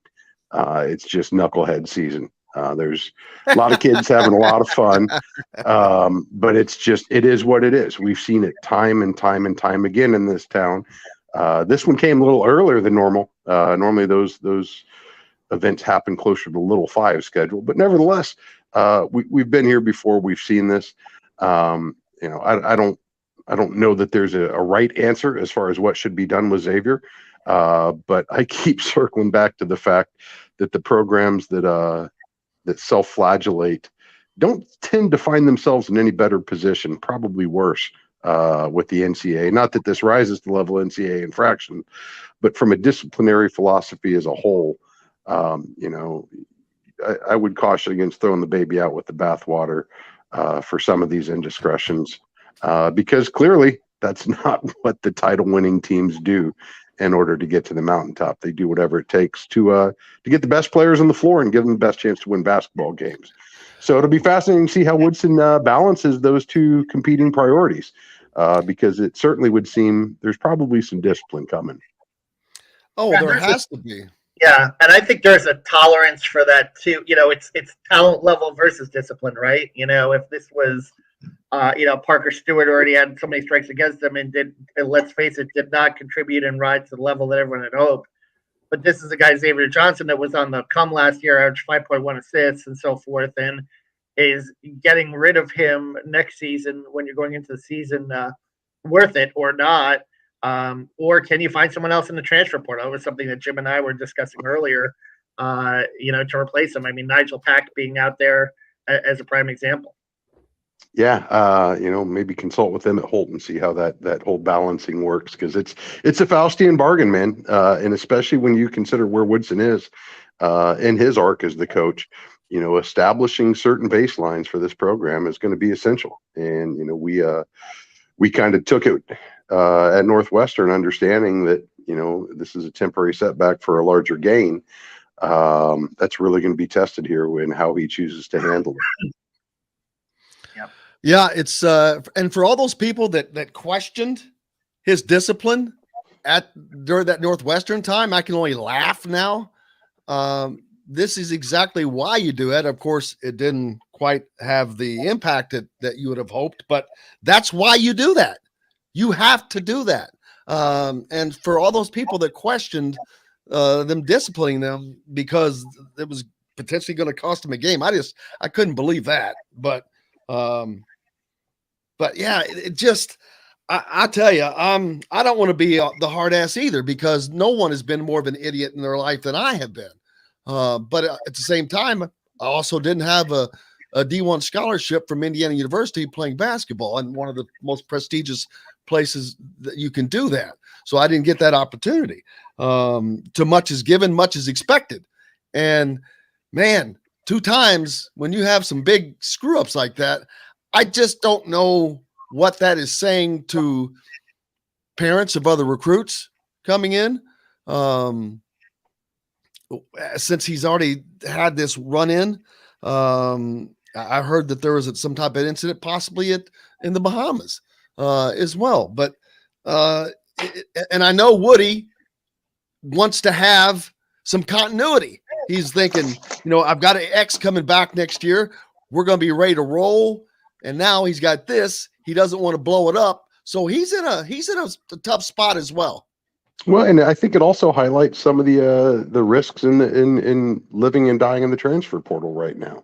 You've got a situation where when you're recruiting the portal, you have a very, very shortened window in order to do your evaluations. Obviously, there's enough tape to watch at this point that you can make a pretty informed decision on their athletic ability. But so much of what goes into recruiting is finding the right fits for your program, for your team's culture. And there's not a whole lot of time to do that. This is a very needs-driven endeavor when you're recruiting in the portal. And, you've got a team right now that's lost portal players in Parker Stewart, Michael Durr. Both, basically gave you 1 year of action and then they're out the door. What happened along the way, I'm not saying that, it was directly related. I'm just saying there's a pattern where the outcomes from some of those those portal decisions may not align with what you would expect from a guy that you had, several years of evaluation, both the player as well as their families and everything else that these guys look at going into it. And, there's always going to be a risk in the unknowns when you have to make pretty snap decisions about what's going to be the best fit. And there's something to be, yeah. Go ahead. I was going to say, Craig, there's something to be said about the continuity aspect of Xavier Johnson come back after it looked like the light really went on for him at the end of the year in terms of knowing Woodson's system. And then if you have another year of that, then you have the potential to really have something very good. But obviously versus the culture aspect and, wanting to have a disciplined culture, you're bringing this guy back under these circumstances. It certainly makes Mike Woodson's decision awfully hard. You know what they say about the devil, which you already know. Yeah. Hey, that's why they pay him the big bucks, man. But I wonder, with the school, do they get involved in that in any way? I think it depends. Obviously, and it's important to state this because it all too often gets kind of washed away. These are allegations. There is a presumption of innocence until found guilty. And that's, I know that sounds like boilerplate, but from a procedural standpoint, the university would put themselves in jeopardy if they decided to act in any way, shape, or form before there was, either an adjudication or a gathering of facts that made certain things unequivocally clear.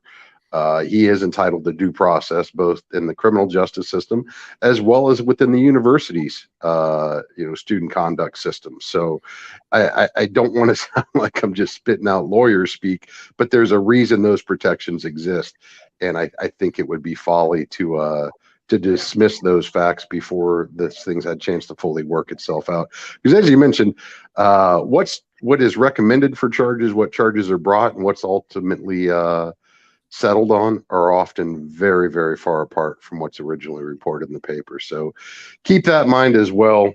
Try to keep an open mind as new facts come out, but don't be surprised if felonies are not ultimately in the conversation when this thing is finally resolved. Yeah, I expect it. All that stuff to be dropped down. That's happens with anybody. It doesn't matter who it is, the athlete or non-athlete.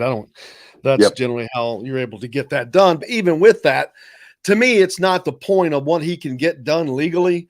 It's what he has done from a decision-making standpoint and someone that you look at as what you would assume would be a captain on this team next year.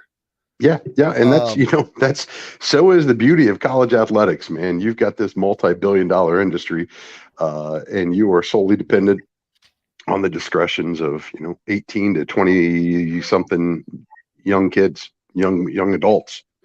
And as we've seen time and time again, they're going to make some choices that you probably wouldn't agree with. Fortunately, nobody was injured in this one. And, as it was brought to my attention, that's a step in the right direction for the IU basketball program. Normally when we hear about incidents involving, after-hour car mishaps, last time this happened, we had a guy bleeding out on 17th Street right in front of the gym. So fortunately, nobody was hurt. Either was the Emmett players Holt or the person that got hurt, or was he driving? I can't remember. a great question. He certainly wasn't the one that got hurt. That was Devin Davis. Okay, Devin Davis was the one. All right, I couldn't remember. I have heard some very credible questions raised as to who was actually behind the wheel on that particular evening, and I don't want to get deep into that, but the Chinese fire drill is not a new technique when it comes to evading responsibility. I'll leave it there. Well, but I also said this yesterday.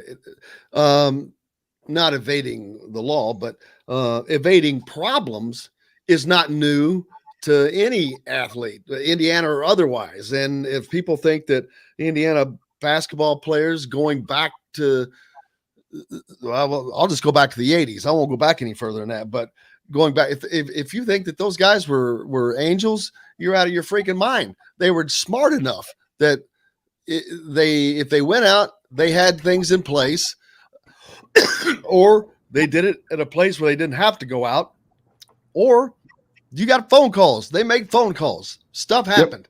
Yep. No, pre-social media, it was a different world. It was a completely different world. And they knew what the hell was going to happen if they got caught doing something. Yep. So no, it's a different day and age now, and it's not just social media. It's just the digital era period, that once these things get published, they're disseminated globally online. That information is readily available. There's people now with scanners and that are tracking these things in real time as they happen. It's really hard to avoid detection like it was. And quite frankly, the system itself has tightened its belt a little bit. No longer are officers given discretion just to make a phone call when they see certain offenses. And that's just the world they live in now. And you would hope that these guys are savvy enough. I know they are subject to a tremendous amount of training and a lot of resources poured into educating them about what it means to be an athlete at a Division I school like Indiana, the expectations upon them, and just the consequences. And, it extends now farther than just the university. I mean, these guys are hurting themselves in the NIL era. There is probably a very tangible dollar amount associated with the impact of Xavier's decision. There will probably be sponsors that maybe look other directions, which is unfortunate because, just hours before that incident happened, there's Xavier Johnson and Anthony Leal down at Childs Elementary School, just absolutely being adored by a class of fourth graders. So it's great point. What a great point. We didn't even bring that part up, man. That's a great point. We'll pick that up, but man, that's a great point, Chronic. And the fact though, that he is not an Indiana guy, does not have connections here. I don't think he personally is going to be losing a lot, but had that been somebody else, and I mentioned this before, had he had somebody else in the car that was not Parker Stewart who's leaving, who was going to be here, maybe someone who just got to, can you imagine if this was Jalen Hood-Schifino on a visit? No, I mean, don't get me wrong. There have been a number of those incidents that have had to be staved off during the recruiting trips because, it's understood that these guys are supposed to show the recruits a good time when they go out. And Lord knows Bloomington does a good time as well as any college in the country. Unfortunately, sometimes that runs a little bit afoul of acceptable conduct. And there's some pretty significant consequences that can attach to this. So, again, it's fortunate that everybody got out of it unscathed, at least physically. And, you just hope that whatever happens puts the program in a better place. As Mike Woodson's trying to establish what the expectations are at Indiana, what will be deemed acceptable and what won't be. And I think this is going to be one of the greater tests for him going forward. Here's how he chooses to handle this, because it's going to resonate for classes to come. Make no mistake about that. No differently, and I still feel that same way about the Northwestern game. Chronic Hoosier joining us here on Indiana Sports Beat. Cannot wait to do it again next week, my friend. Looking forward to it. Appreciate you guys having me. Have a great day. You betcha. We've got more coming up here on Indiana Sports Beat Radio with Kevin Brockway. Right after this, brought to you by Andy Moore Honda of Bloomington, Bloomington's #1 Honda dealer. Get more to your door with AndyMooreHonda.com. Back right after this.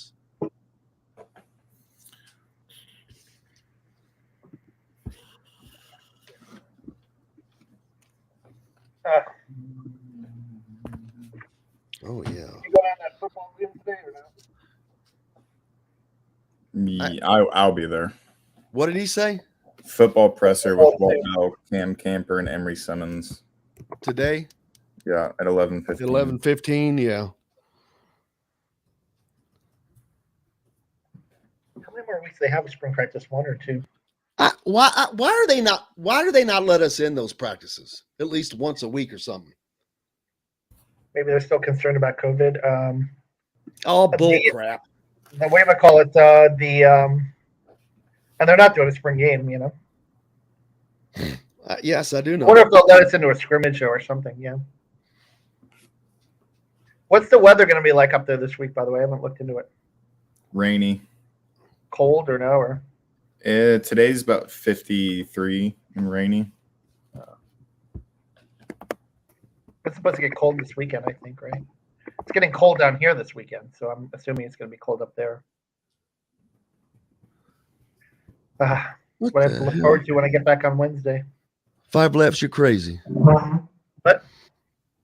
He disagreed with me. He's crazy. Who did? 5 Lefts. What's 5 Lefts? What did he say? He said that he disagrees with the notion that nothing would be lost by playing tomorrow over Kopp or Stewart. He agrees with Kevin. Yeah. Crazy.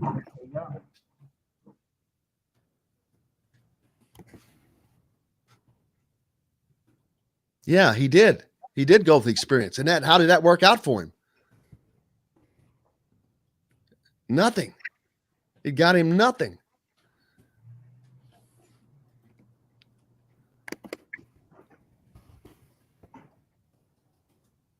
Yes, that drove me nuts. That's Archie Miller 2.0, man.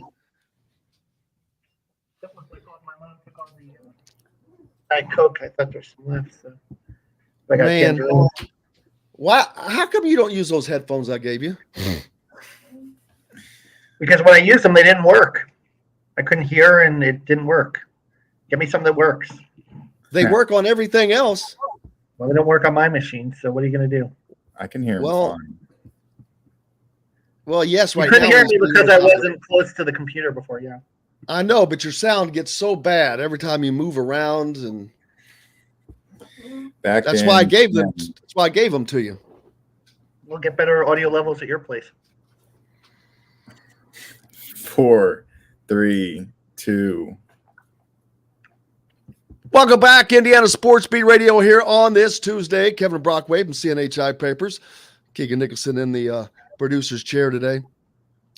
Michael on the comments on the Andy Moore Honda hotline said one of the issues he had with Woodson's team management was that he set a starting lineup and basically stuck with it despite player performance. Yeah, that drove me nuts. That's Archie Miller 2.0, and I did not get it because if for nothing but to stoke another player's competitive juices, put his ass on the bench. I don't care if it's Miller Kopp or Parker Stewart. People did seem to forget, though, that in February, he moved Trey Galloway in the starting lineup, remember, for a game or two, and then Trey Galloway got hurt. So it's not like he didn't try. It just didn't work out because the guy that he wanted to replace him in the starting lineup who thought was good enough got injured. And again, I think if Rob Finney and Galloway were fully healthy, they would have replaced Stewart and Kopp, but it didn't work out that way. And there you go. And you didn't have anyone better. We saw when the Wisconsin game, we saw in the Northwestern game when they were suspended, Anthony Leal had a chance to rise to the occasion. He didn't do it. I mean, he could have been a guy too that, did it and did not do it. So, I mean, who are you going to put in that's better? I think that's the point. Tamar Bates was in a slump for most of January. What are you getting from Trey Galloway as opposed to Miller Kopp? What are you getting? A better playmaking ability, a guy that's more athletic that can get to the basket, pretty good defense. I think he's, he's got to develop a 3-point shot now, obviously. Then why is Miller Kopp out there? Tommy, good question. I mean, his defense is, I know his defense is really good. Yeah, I'm sorry, I'm having a little tangerine here. I'm hungry. But I think Miller, the veteran savvy on defense, is okay. But if you remember, Johnny Davis took him to school at the end of that game too. Okay, yeah. See, you just said that. You just hit it's okay. See, that's the thing. Okay is not good enough. That's the problem. Okay is not good enough. the bottom line is he's got to get better players, and they've got to get better players. That's the bottom line. And they brought in 2 guys that they thought were going to be good in their misevaluations. I'm just saying that Tamar Bates was not going to be that much better, particularly in the state of mind he was in January and how he's playing. He was on the come in November and December. I mean, it had Parker Stewart even look in November and December. But Parker Stewart, remember, we were talking last January that he was leading the Big Ten in 3-point percentage. He was coming off that really good game against Notre Dame. You thought he was on the come too.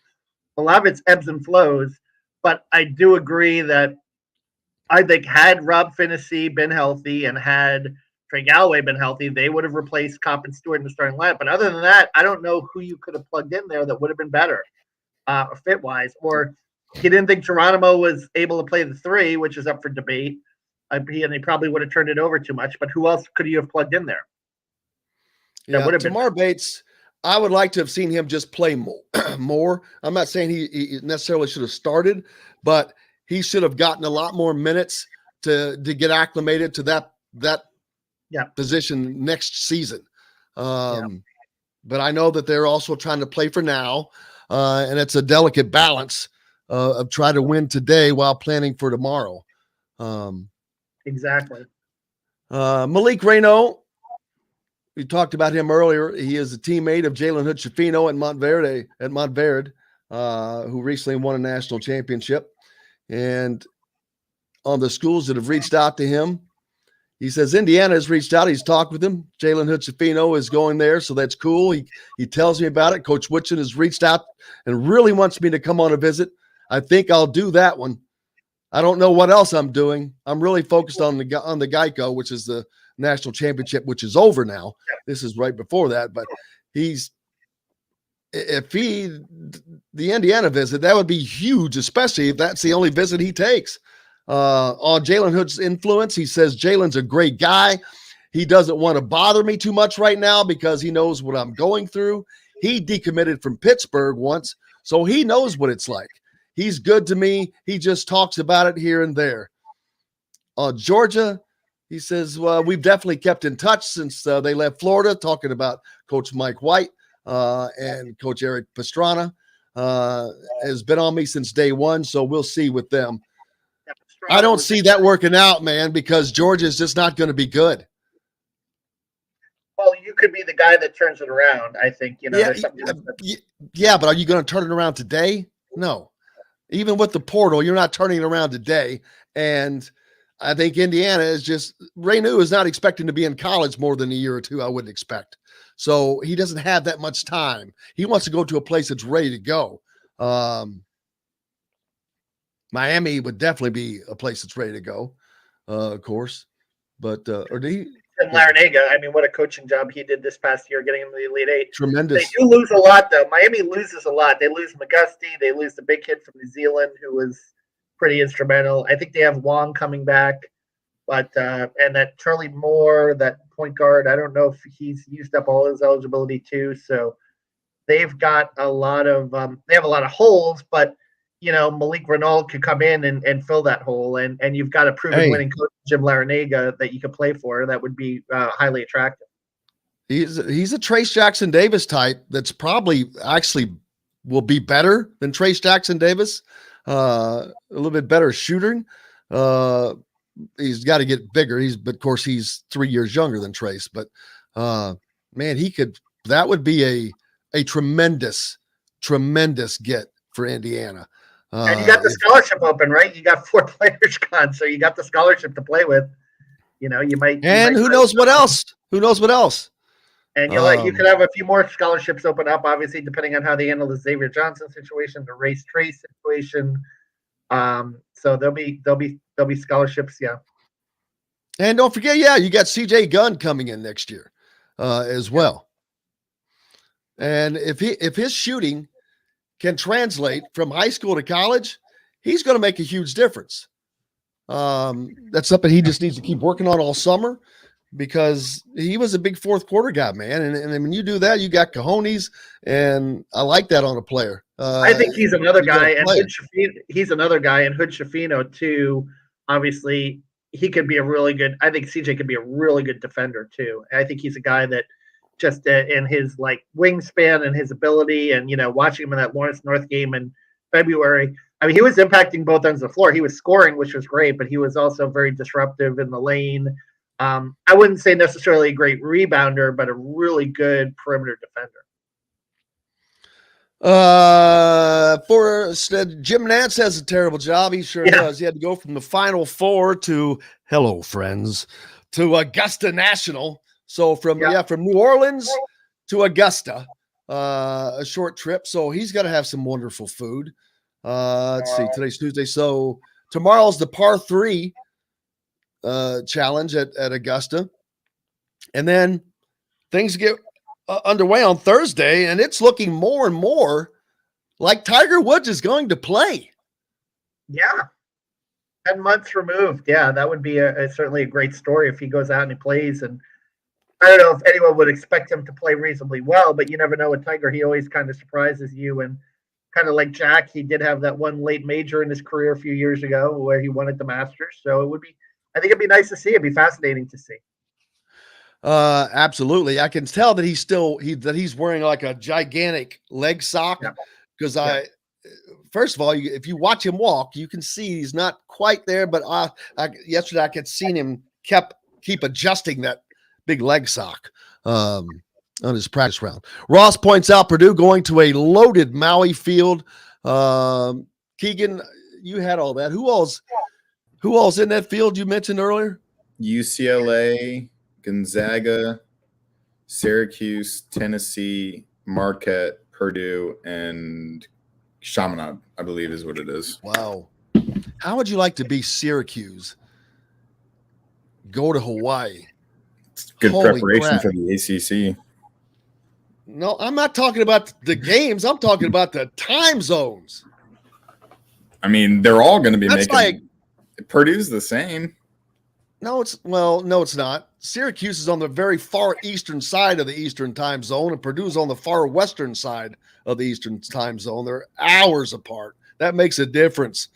But they're going to be 5 time zones away from that. I thought you were going to say the weather going from Siberia to Maui is pretty nice too. If you're a Syracuse player, they will enjoy that, no doubt. But It's in November, so it's not that bad up there. Yeah, no, they'll in Syracuse in November. Yeah, no, you get that lake effect snow. It's miserable, but it'll be nice for all those teams certainly to hit that.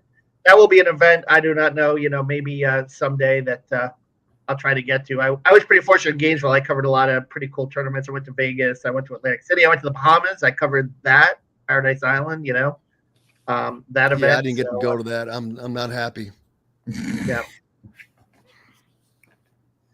But I was planning on going to Maui, and that got canceled. That sucked. So there's that. Who's your favorite in the Masters? Well, Keegan, you're going to be here again, but I'll ask you anyway. Who's your favorite in the Masters? I like Brooks Koepka. Guy that just shows up for the majors, for the big events. And I also think Dustin Johnson, with missing the cut last year, is going to have a really good chance to bounce back and, a little less pressure because he's not number 1 in the world. But I think it'll be interesting. Tiger is about even to make the cut in the last odds that I saw. So it should be fun. Bryson missed the cut last week in whatever event he was playing in. Yeah, he missed the cut last year in the Masters too. DeChambeau. Yeah, you can't play that course long. Hitting the ball 400 yards at Augusta doesn't really help you. Ripping and gripping, baby. Ripping and gripping. I'll go with Justin Thomas, JT. It's a good pick. Morikawa, man. Didn't he win it last year? No. It was he won. He's not done well at the Masters. No, well, he's only been on the tour for like 2 years. He started during quarantine and won the PGA Championship in San Francisco. I was thinking 5, but maybe not. No, he's only 25 years old. But his game suits Augusta very well. He's not going to try to kill the ball. He's going to be accurate and precise. So, Pete is talking about his Cubbies. Don't forget, Pete won the Pete won the NCAA art pool. Yeah. So I'll have to get some stuff en route to you, my friend. Congratulations. We gotta wrap it up here soon, Jim. Just morning. Well, that's always a good 1:55. morning. Yes, good to have. Absolutely. Robert Carter's a Yankees fan. Are you kidding me? He's a Brian Nix, the Cardinals and Brewers division to lose. Go Cards. New Albany's Tucker Bivens nears 1,000 point in basketball, but is committed to Louisville baseball. Oh, all right. Thanks for that. Let's see. I'm just looking to 30 see. seconds. Thanks a lot to everybody today. I appreciate Chronic Hoosier coming on. And of course, Kevin Brockway from CNHI. Make sure you give him a follow on Twitter and follow him at the CNHI papers. Of course, Keegan as well for jumping on. Most importantly, thanks to you guys. No reason for us to be here without you. We're back tomorrow to do it again on the program. I can't even remember who's on the program tomorrow, but oh, yes, I do know. We got Bob Kravitz, Kyle Nedenrip, Rick Bozich. Big day. Hello. So we'll see you back then. Until then, I'm Jim Coyle. I will see you on the radio.